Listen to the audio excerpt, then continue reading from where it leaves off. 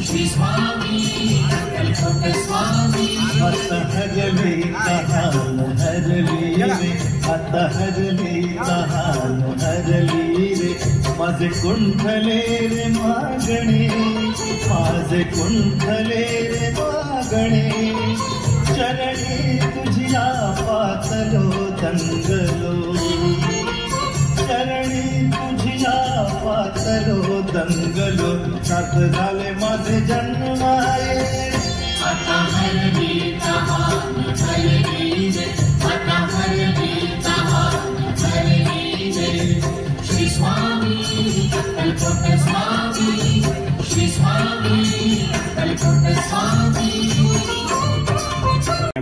कारण ते स्वामी भक्त आहेत तिथे, लोकांना आवडते, प्रचिती तर प्रचंड आहे. आणि आज का माहित नाही, मी एक गिरगावात छोट्याशा कारखान्यामध्ये 200 स्क्वेअर फुटाचं काम करतोय. पण महाराष्ट्र जेवढे देवदेवता म्हणजे जेवढे आपण नाव घेऊ, गाणगापूर, अक्कलकोट, एकविरा, सिद्धिविनायक, महालक्ष्मी, शिर्डी आणि मठ साहेबांना सगळे मठ हे करतोय. आज मुंबई महाराष्ट्रातले जेवढे सार्वजनिक गणपतीचे मोठे भक्त आहे, लालबागचा राजा, मुंबईचा राजा, चिंतामणी यांचे दागिने पण बाप्पा आमच्याकडनं करून घेतोय, लोकांना आवडत आहेत. पण हे मी सगळं तोंडाने सांगतोय, पण हे सगळं ते करून घेतात. हे जेव्हा मी एकविराईचं गडावरचा सोन्याचा मुखवटा माझ्याकडे करायला आला होता, एकविरा आईचा, तेव्हा बाळासाहेब ठाकरेंची कुलदैवत, आणि ठाकरे साहेबांनी तेव्हा सांगितलं होतं मोठ्या साहेबाई की तो करून घेईल. आणि तेव्हा नंतर हे होते, तेव्हा मी तो मुखवटा घडवला आणि साहेबांचं काय त्याच्याबद्दल प्रतिक्रिया म्हणून मी त्यांना मातोश्रीवर घेऊन गेलो होतो. तेव्हा साहेब त्यांनी बघितलं, म्हणजे 2011ची गोष्ट आहे, साहेबांची प्रकृती तशी ठीक होती तेव्हा, आणि त्यांनी मला गोड शब्दात, म्हणजे असं थोडं रागीट आणि गोड शब्द, नाना तुम्ही, मला माहिती आहे की सगळे देवळांची कामं करतात, देवांचा सोनार म्हणून तुम्हाला ओळखलं जातं, पण मला माझी आई करून पाहिजे, मला महालक्ष्मी करून नको आहे. माझ्या आईचं रूप असं रुद्र आणि असं हे पाहिजे. म्हणलं साहेब तुम्ही सांगा मी काय करतो, मी परत करून देईन. नाही तू केलंस ते बरोबर, तू एक काम कर, तुझ्या हत्यारं घेऊन ये आणि मातोश्रीवर ये संध्याकाळी 7 वाजता रोज, आणि मी सांगेन तसं तू मला आईचं रूप घडवून देते. हे तर प्रख्यात व्यंगचित्रकारात आणि त्यांची बोलणं आणि ते म्हणजे दैवी पुरुषच होतं. आणि मी 7 दिवस त्यांच्याकडे संध्याकाळी 7ला जायचो ते रात्री 10 वाजेपर्यंत. ते मला त्यांच्या समोर सांगायचे, हे आहे डोळे असे कर, हे गाल आतमध्ये टाक, कपाळ उंच कर, हे केस असे दाखव, आणि मी ते करत होतो. आणि शेवटी त्यांच्या मनाला ते पटवलं 7व्या दिवशी. आणि खरं नाना माझी तू आईचं रूप दिलंच काढून, खरं खरं म्हणे तू देवाचा सोनार म्हणून जी साहेबाई पदवी दिली ती आजपर्यंत आहे. हे माझ्या जीवनातलं मोठं पुण्यकर्म.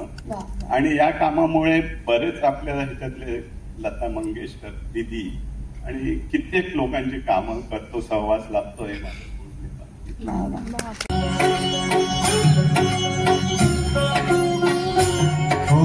वटवृक्षाच्या खाली माझी स्वामी माऊली, वटवृक्षाच्या खाली माझी स्वामी माऊली, एकमुखी दत्त गुरु भासले, मला पाहुनी स्वामी हासले, एकमुखी दत्त गुरु भासले, मला पाहुनी स्वामी हासले, स्वामी स्वामी चिंतनात छाया ही घाली, वटवृक्षाच्या खाली माझी स्वामी माऊली, वटवृक्षाच्या खाली माझी स्वामी माऊली. श्री स्वामी समर्थ, जय जय स्वामी समर्थ, श्री स्वामी समर्थ, जय जय स्वामी समर्थ. ओळख सांगायची झाली तर मी 35 वर्ष शिक्षण क्षेत्राशी संबंधित आहे. मी रसायनशास्त्रातला प्राध्यापक. शेवटची म्हणजे पहिल्यांदा मी 5 वर्ष कीर्ती महाविद्यालयात प्राचार्य होतो. नंतरची 4 वर्ष गोरेगावचं पाटकर वर्धे कॉलेजमध्ये प्राचार्य होतो. नंतर मी VRS घेतले. मी बोरिवलीला राहायचो. पण मला कुठंतरी म्हणजे अगदी जेव्हा मी ओरिजिनल बेळगावचं असल्यामुळे मला दादरमध्येच कॉलेज असतं, दादरमध्येच माझं एज्युकेशन, मी MSc PhD दादरमध्ये केलं. इकडे म्हणजे रुईया आणि IIT म्हणून केलं. तर त्यामुळे मला त्याच्याबद्दलचं अट्रॅक्शन दादर होतं. त्यामुळे आम्ही दादरमध्ये शिफ्ट व्हायचं ठरवलं. पण 1 वर्ष आम्हाला जागा मिळत नव्हती. माझी मिसेस पूर्ण वर्षभर आठवड्यातल्या दर शुक्रवारी यायची, जागा शोधायची आणि जायची. आणि मग शेवटी आम्हाला जी जागा मिळाली ती मठाच्या समोर मिळाली. मठाच्या समोर. तरीही मी सांगतो, मी स्वतः मी आस्तिक म्हटलं तर मी 2 हस्तक 1 मस्तक, बाकी माझं काही नाही. मी घरात असं कुठली पूजा वगैरे करतो नाही. नमस्कार करायचं तेवढाच, ज्या दिवशी वाटेल त्या दिवशीच जायचं, एरवी जात नव्हतं. पण माझं घरानं, माझे आई वडील, माझे आजोबा आजी हे दत्ताचे उपासक, दत्ताची कृपा. बेळगावला पंत बाळेकुंद्री महाराजांचं देऊळ आहे, ते आम्ही सगळे ते सेवा करतो तिकडे. पण मी नेहमी शिक्षण क्षेत्राशी संबंधित असल्याने मी ह्याच्यामध्ये कधी आलेलोच नव्हतं. पण का कोणाला हे संकेत म्हणावे लागतील, स्वामींनी मला इथे आणून ठेवलं. आणि इथे आल्यानंतर मला इथल्या विश्वस्तांची ओळख झाली. तर ते म्हणाले तुम्ही दर गुरुवारी येईल का आरतीसाठी? मी येत होतो. 7-8 महिने झाल्यानंतर मला ते म्हणाले तुम्ही विश्वस्त व्हाल का? तर मग म्हटलं होईल. आणि तेव्हापासून मी या सेवेत आहे. आणि आता मी पूर्णपणे वाहून घेतल्यासारखं आहे या सेवेत. स्वामींनीच मला इथे आणलं हे मला पूर्णपणे जाणवतं, प्रकर्षाने जाणवतं. कारण मला दिवसातला बराचसा वेळ मला स्वामींच्या मठात द्यावा लागतो. सर्वच कार्यक्रम असतात. म्हणजे आमचे 5 महत्वाचे उत्सव म्हणजे गुरुप्रतिपदा, नंतर स्वामी जयंती आजची आहे ती, नंतर पुढच्या महिन्यात स्वामी पुण्यतिथी आहे, त्याच्यानंतर गुरुपौर्णिमा आणि दत्त जयंती. आणि त्याचप्रमाणे म्हणजे ह्यावेळी लघुरुद्र होतो, मोठा उत्सव असतो मठामध्ये. बरेचसे भक्तजण दर्शनासाठी येतात. त्याचप्रमाणे इतर म्हणजे आमचे फाउंडर्स आहेत ज्यांनी हा मठ स्थापलाय, त्यांनी त्या म्हणजे बाळकृष्ण महाराज आणि बाबू महाराज, त्यांची सुद्धा जयंती आणि त्यांचे सुद्धा पुण्यतिथी उत्सव मोठ्या प्रमाणात साजरे होतात. तिथेही त्या दिवशी लघुरुद्र होतात. लोक दर्शनासाठी येतात त्या दिवशी सुद्धा. आणि ह्या व्यतिरिक्त जर विचारलं तर आपल्याकडे श्रावणामध्ये अष्टमीला होम होतो, नवचंडी होम असतो, नंतर ललिता पंचमी असते, जागर असतो. हे सगळे कार्यक्रम आमच्याकडे रेग्युलर होतात. आणि मुख्य म्हणजे 2 पारायण आहेत, जी आज स्वामी जयंतीचं पारायण 2 दिवसापूर्वी सोमवारी संपलं. ते 11 दिवस पारायण चालतं आणि 550 लोक पारायणाला 11 दिवस बसतात. तुम्हाला सांगायला हरकत नाही, संध्याकाळी 7ला चालू होतं, रात्री 9:30 पावणे 10 पर्यंत संपतं. पण त्या पारायणासाठी सुद्धा नंबर लावतात, मिळाला नाही म्हणून वाद सुद्धा घालतात. पण ते कसंही करून आम्ही त्यांची ऍडजस्टमेंट करतो.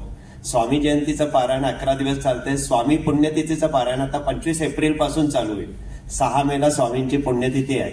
आणि वर्षातून आमचे 3 मोठे उत्सव म्हटले तसे स्वामी पुण्यतिथी, दत्त जयंती आणि बाबू महाराजांची पुण्यतिथी. त्या दिवशी पालखीचा उत्सव सुद्धा असते. पालखी निघते आणि त्या पालखीमध्ये कमीत कमी 1000 भक्तगण असतात. एवढी मोठी पालखी असते.